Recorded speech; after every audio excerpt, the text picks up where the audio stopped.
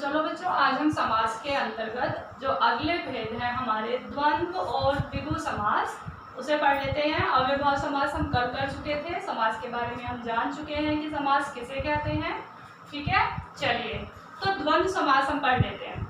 द्वंद्व समास, द्वंद्व समास के जो दोनों पद होते हैं, दोनों ही पद इसमें प्रधान होते हैं, यानी कि दोनों ही समान होते हैं, बराबर होते हैं।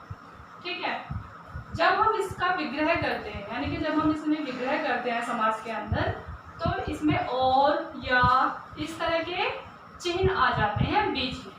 और जब हम सामासिक क्रिया करते हैं, इसकी समास बनाते हैं, तो इसमें ये योजक चिन्ह बीच में लगा होता है। ठीक है, चलिए इसके उदाहरण देख लेते हैं। जैसे माता पिता, आप देख रहे हैं बीच में योजक चिन्ह लगा है, राम लक्ष्मण, नदी नाले, आप देख रहे हैं बीच में कि एक योजक चिन्ह लगा है।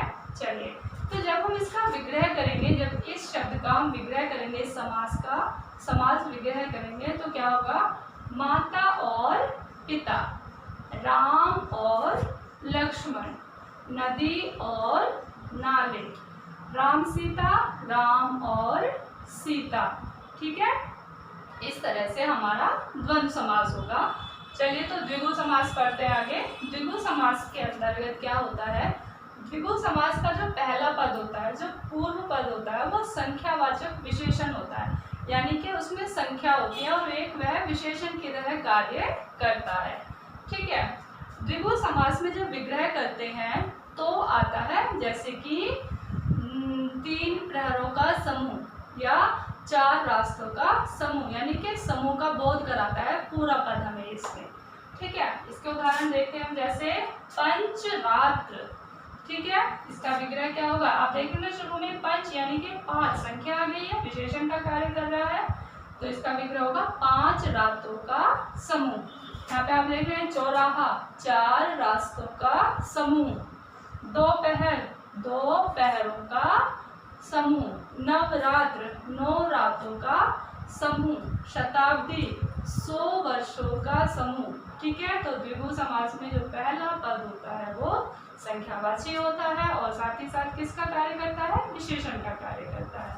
ठीक है, तो ये हमारा द्वंद्व और द्विगु समास हम पढ़ चुके हैं। चलिए तो इसमें अगला समास पढ़ते हैं हम, तत्पुरुष समास। ठीक है,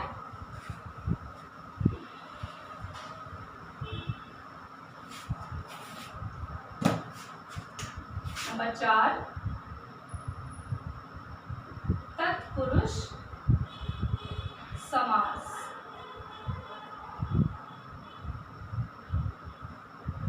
तत्पुरुष समास में क्या होता है? इसके अंतर्गत कारक चिन्हों का प्रयोग किया जाता है। इस समास का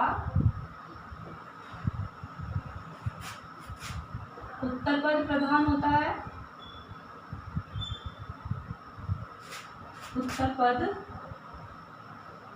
प्रधान होता है,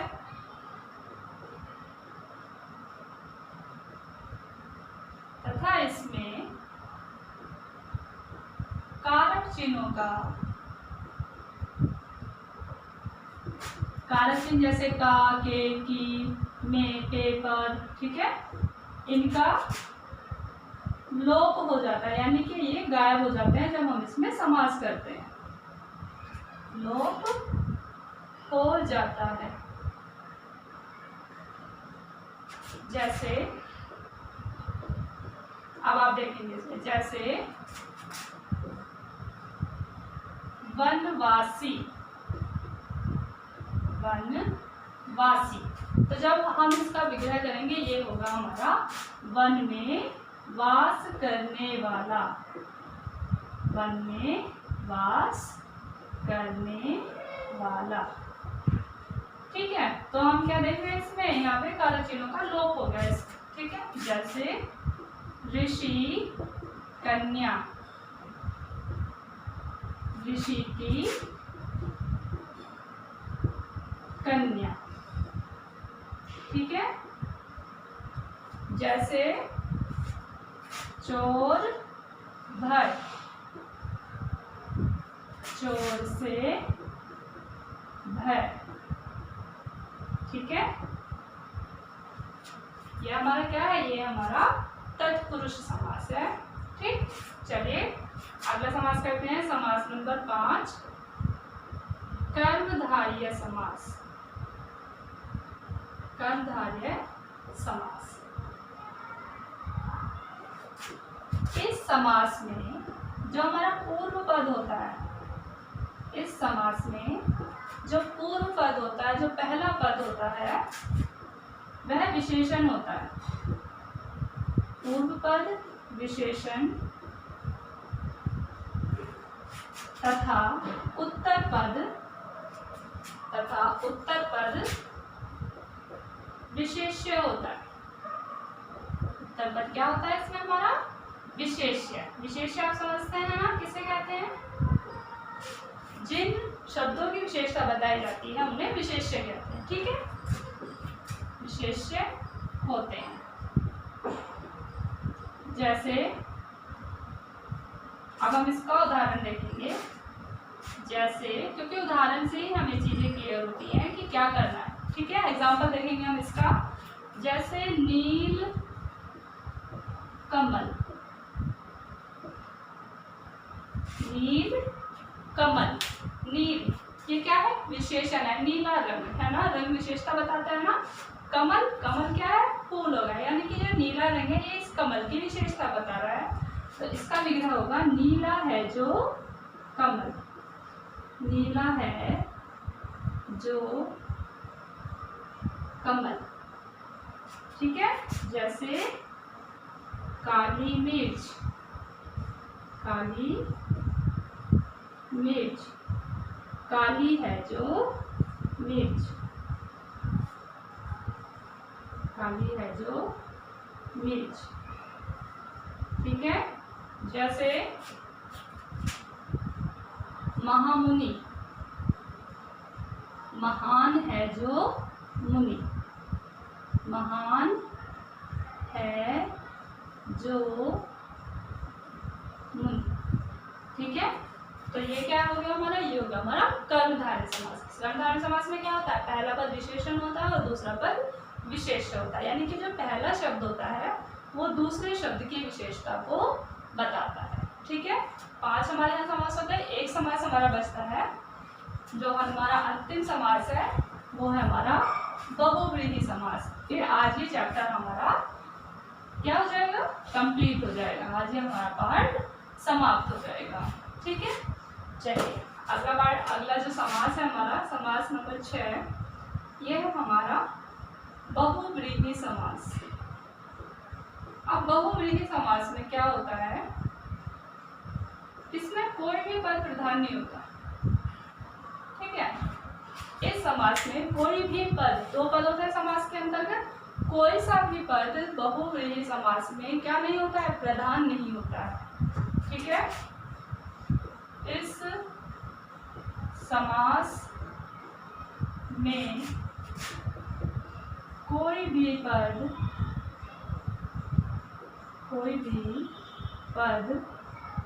प्रधान यानी कि मेन नहीं होता, प्रधान नहीं होता है। अपितु क्या होता है, जो पूरा पद होता है, जो समस्त पद होता है, वो किसी अन्य की, किसी तीसरे के बारे में हमें बताता है, किसी तीसरे की विशेषता हमें बताता है। अपितु समस्त पद किसी अन्य के बारे में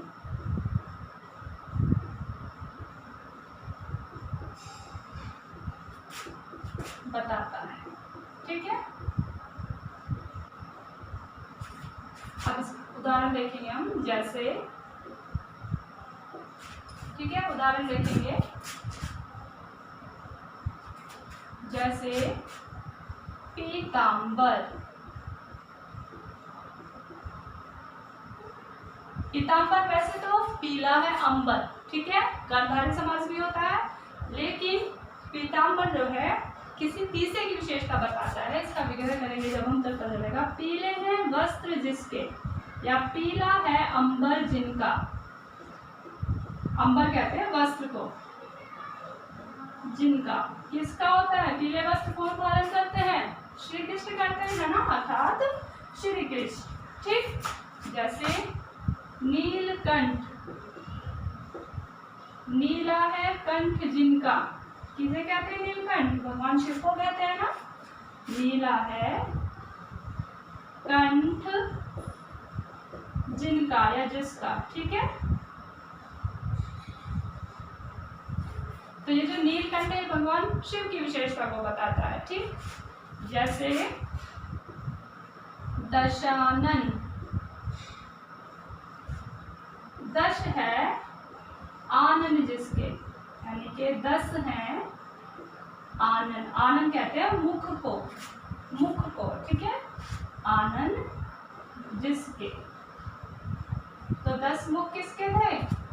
रावण के। तो ये दशानन किसकी विशेषता को बताता है? रावण की विशेषता को बताता है। ठीक है, एक उदाहरण दे लेते इसमें, जैसे लंबोदर।